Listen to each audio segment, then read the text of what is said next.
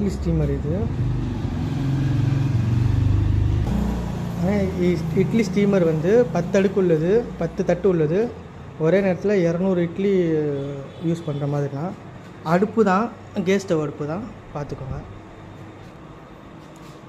ஆனால் 20 கிலோ மாவு பிணையிறது எல்லாம் புதுசு தான்.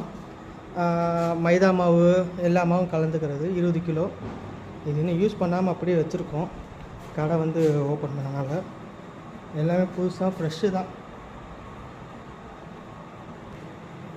ஆனால் 25 லிட்ரு கிரைண்டரு, டேபிள் டாப்பு தான், சாய்ச்சிக்கலாம். இந்த மாதிரி சாய்ச்சிக்கலாம். 20 லிட்ரு டேபிள் டாப்பு எல்லாம் எஸ்எஸ் தான்.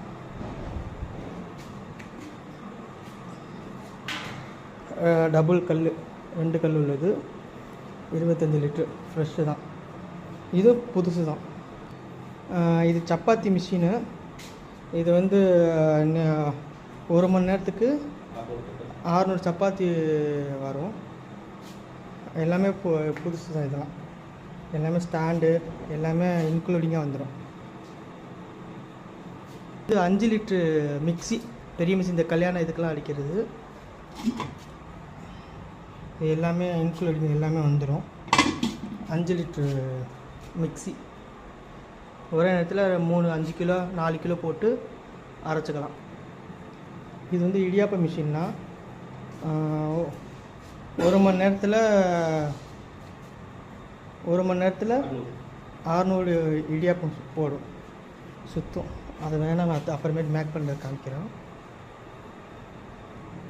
ஆனால் இது 10 லிட்ரு ஒன்று, கீழே வந்து கீழே உள்ளது 10, மேலே வந்து 15-20 வரும். இது ஹாட் பாக்ஸு நல்லாயிருக்கும். எல்லாம் இதுவும் புதுசு தான். எல்லாமே புது ஐட்டம் தான், பார்த்துக்கோங்க. ஆனால் தோசைக்கல் வந்து நல்லா 4க்கு 6ன்னு நினைக்கிறேன். இல்லை இது எத்தனை சைஸுன்னு சரியாக தெரியல. ஆனால் 2 பர்னர் இருக்கும். 3க்கு 2 பர்னர் வந்து 2 பர்னரு. கல் வந்து பாருங்கள், நல்லா எல்லாம் புது கல் தான். இதுவும் பார்த்துக்கோங்க. எல்லாம் கேஸ் இது ஐட்டம் தான். பர்னர் ஓகேவா? டபுள் பர்னர் உள்ளது.